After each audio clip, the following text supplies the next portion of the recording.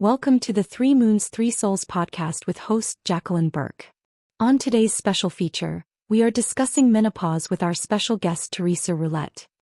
Welcome to the podcast, Teresa. How are you today? Hi, Jacqueline. I'm great. How are you doing? Oh, good, thank you. Good. So today we are going to talk about menopause, but it's from more of a spiritual perspective. hmm We spoke briefly the other day about your energy healing and different modalities that you're interested in. And I think it's important for our listeners to hear that approach when it comes to anxieties and fears and how they can help themselves from that perspective. hmm So I would love to talk to you about that. Um, if you don't mind, like we want to hear more about your energy healing and how that can help with anxiety. Great.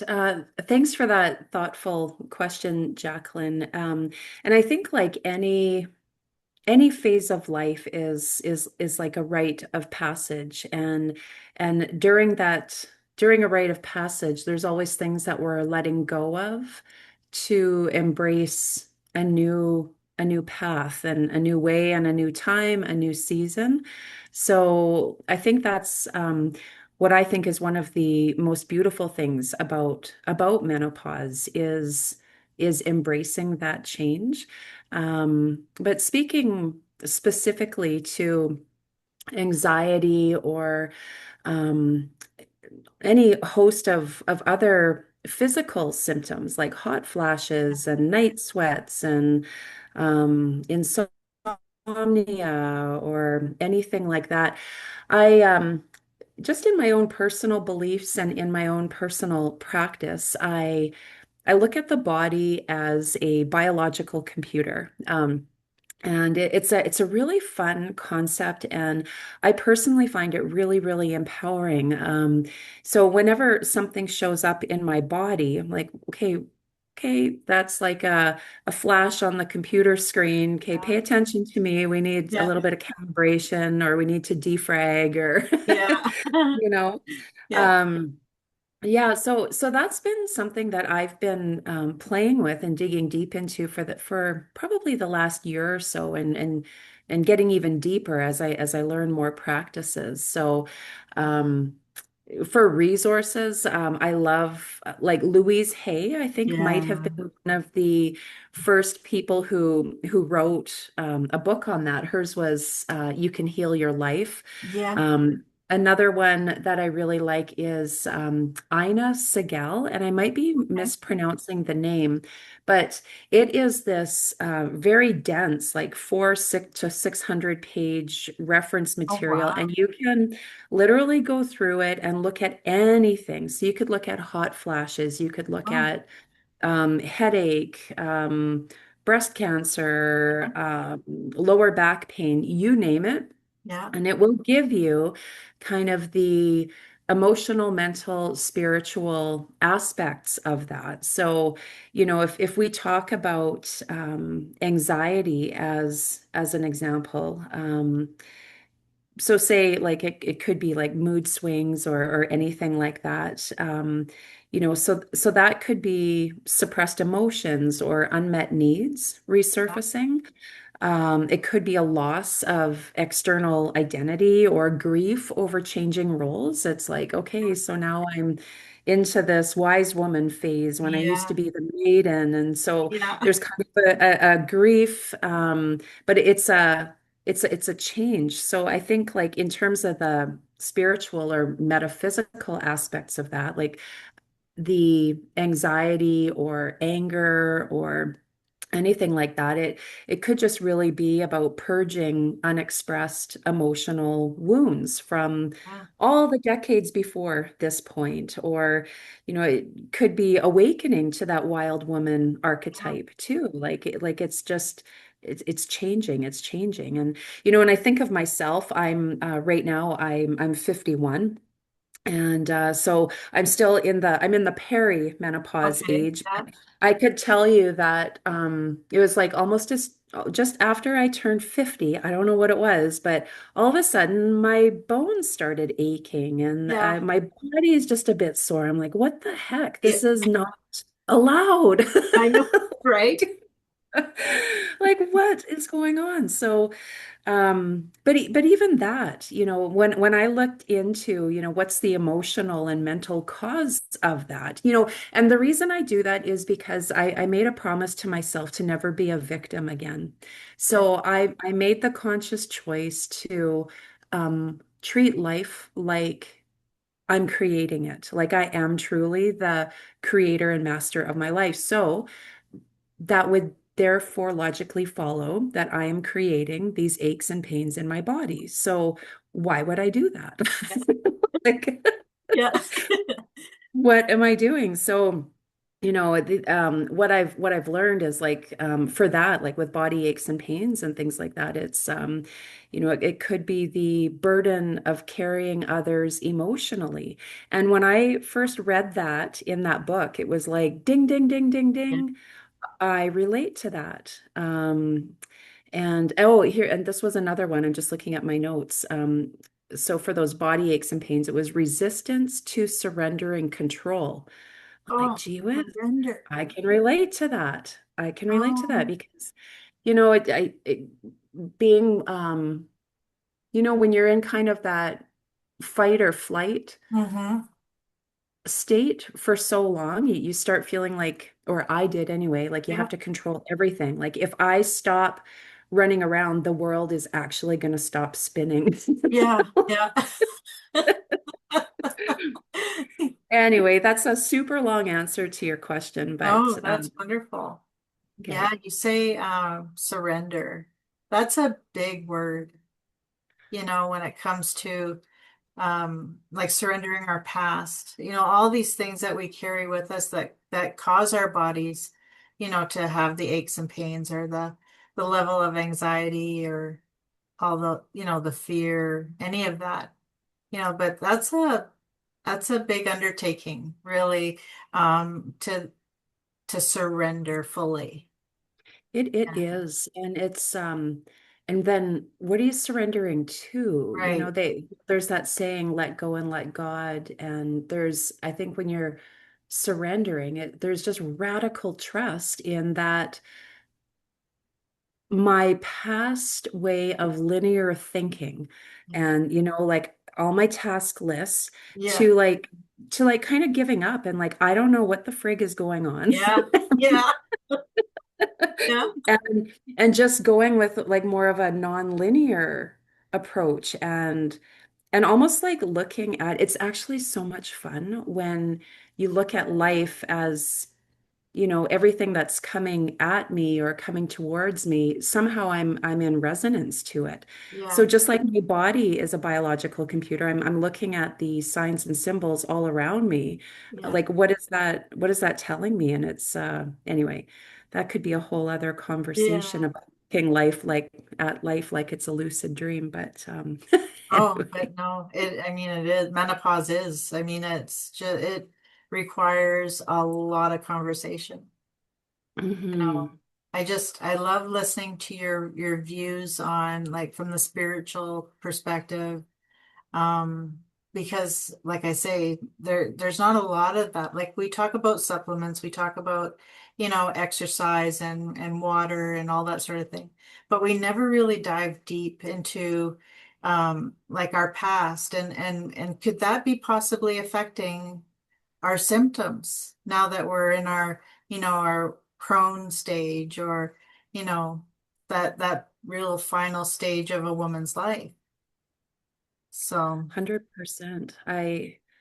That's what I'm coming to learn and understand. And then especially with the energy healing that I'm doing as well. Like I am understanding that kind of the physical body is kind of like the last stop. It's the things that happened in your spiritual body, yeah, your mental body, your emotional body. And if any of it got stuck in any of those realms, it's just going to eventually land into your lower back or your yeah. hip. Oh, And it's like, listen, Yeah. woman, you need to let go of control and get a little bit more flexible with life because otherwise we're gonna make your hips super stiff and Yeah. so here's a sign for you Yeah. to just relax, be a bit more flexible Yeah. and yeah.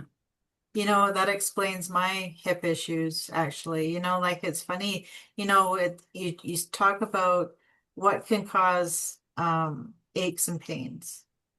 And it isn't until I am this age now, at 57, that I realize, my gosh, I've been storing all my past in my lower back, my hips, and now my knees.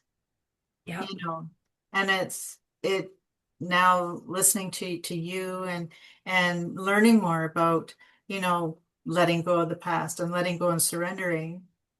I almost feel like, oh, I could take a deep breath and just let it out, and the shoulders drop. And you know what? I don't feel my hip right at this moment. You know, like it's funny. Yeah. It's Yeah. truly amazing. Like honestly, there's not a day that goes by where I don't feel my hip. Hmm. I mean, good days and bad, depending on the weather, like there's all these other things that contribute to it. But sitting here listening to the fact that, yeah, I need to let go. Hmm. I don't feel it right now. Right. Isn't that incredible? That's And you know unreal. what? And the things too, like your chakras and how open your chakras are flowing as well.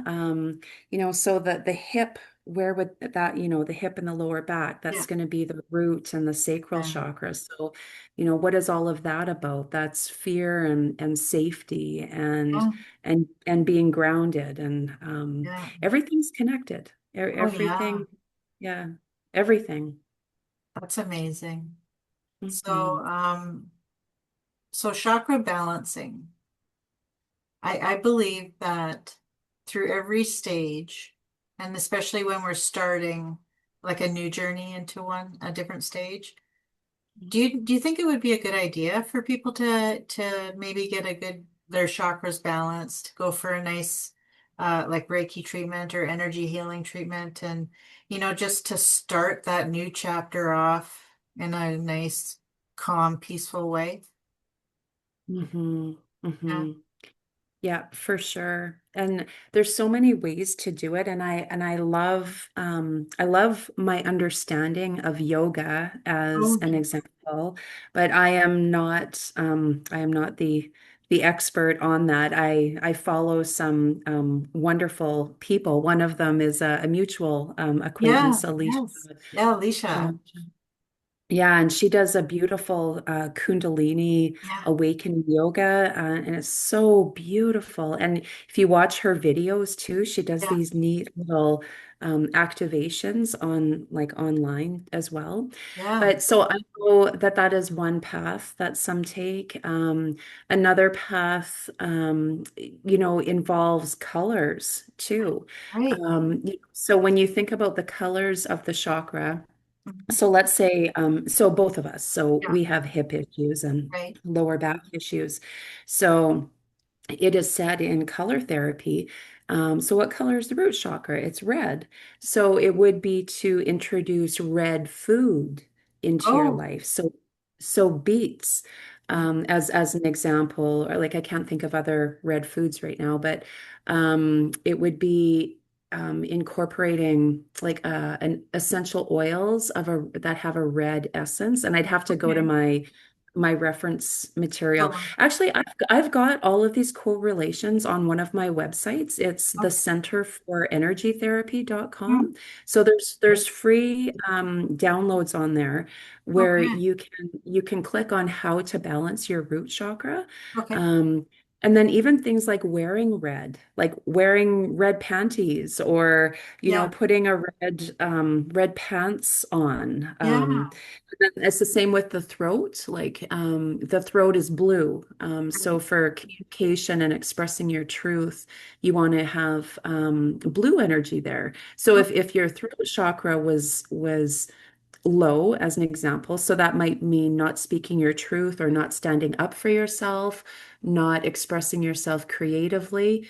So if you were kind of blocked in that chakra, you would want blue. You'd want to introduce blue into your life. So you'd eat blueberries, you'd wear a Oh, blue scarf, you'd have a blue gemstone here. oh, There's so many fascinating things out there. yeah. That's amazing. Yeah. Mhm. That's funny you say that because my mom she was an Aries and she loved the color blue and she spoke her mind. Literally. That's amazing. It all kind of how that it just brings up memories when you mention that. And it's so true. Yeah. Yeah. And they're things that we don't know. Like Yeah. these are all just fascinating things that have been around for thousands upon thousands upon thousands of years. But for whatever reason, we are not taught these alternative methods to healing and empowering ourselves. So instead, we're told, okay, Jacqueline, you've got these issues, go to the doctor Yeah. and get a prescription for this hormone Yeah. or this drug, but there are hundreds of other things that you could do, that you could Yeah. take matters into your own hands. Yeah. Absolutely. I mean, I, one of the common topics of conversation in a lot of my menopause podcasts are they're not being heard going to a Mm, doctor properly, because they're quickly pushed out. Like it's like get in, get out. They're not, they can say, well, I'm not comfortable with that, but it really doesn't matter because in the doctor's mind, that's what they're taught. And it's mhm, that this is what's going to help you from a doctor perspective, you know. But women need to be heard more in the doctor's office so they can properly prescribe or properly recommend supplements, properly think about their activity, their mhm. spirituality, anything that combined is going to help them. But we're not Yes. there yet. Right. Yeah. And yeah, and you touch on an important point there. It is about standing up for ourselves and Yes. expressing our sovereign right to Yeah. be heard and listened to and understood. I mean, that's a very basic Yeah. human right.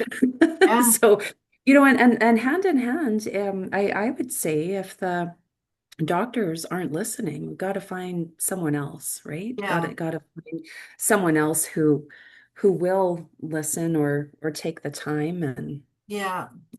Yeah, yeah. it's important. I mean, yes, there are some really great doctors out there who are, open-minded. Mhm. I've met my mom's oncologist many years ago. He actually told me about antioxidants Okay. and the importance of that. Yeah. That was I mean, I'll never forget that.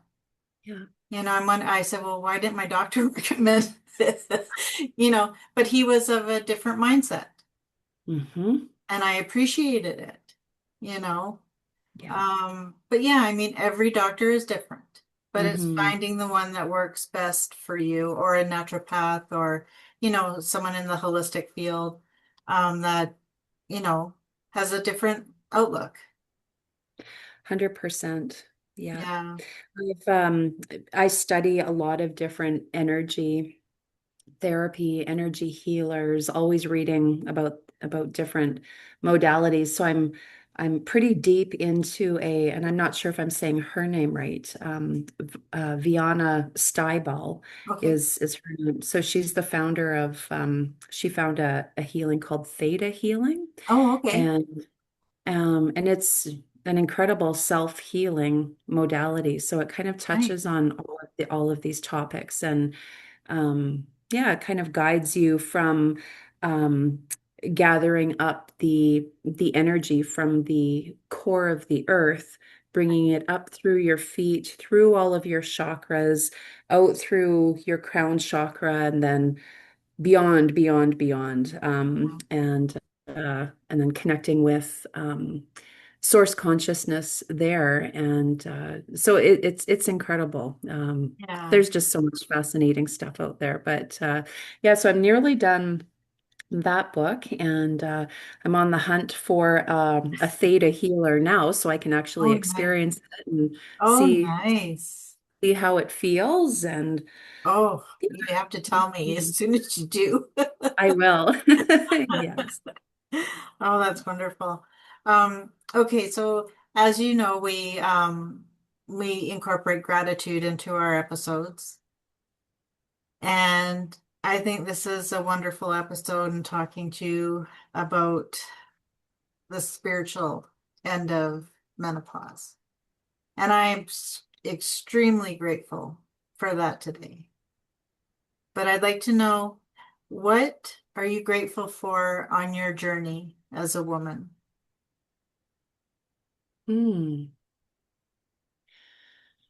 What am I grateful for on my journey as a woman? I feel like I am softening into my femininity at this phase in my life. I feel like I've mostly been in a linear, male-dominated um, corporate world. And this energy healing and writing and different metaphysical practices that I've been incorporating more and more into my life is so empowering. It's so enriching, and I'm so very grateful for it. And I'm constantly peeling back layers of myself and getting to understand myself more, and just working through the journey of forgiving myself and forgiving others. And it's very freeing, and I'm very grateful for it. Oh, yeah, that's amazing. Well, thank you so much for sharing that with us. Um, our episode went quick, didn't it? It did. Yes, it did. I love chatting with you, Jacqueline. Oh, I love chatting with you too. Well, thank you kindly, and we are going to do this again. That sounds amazing. Thank Awesome. you. Well, thank you so much. Okay, bye-bye. Thank you for joining the Three Moons, Three Souls podcast.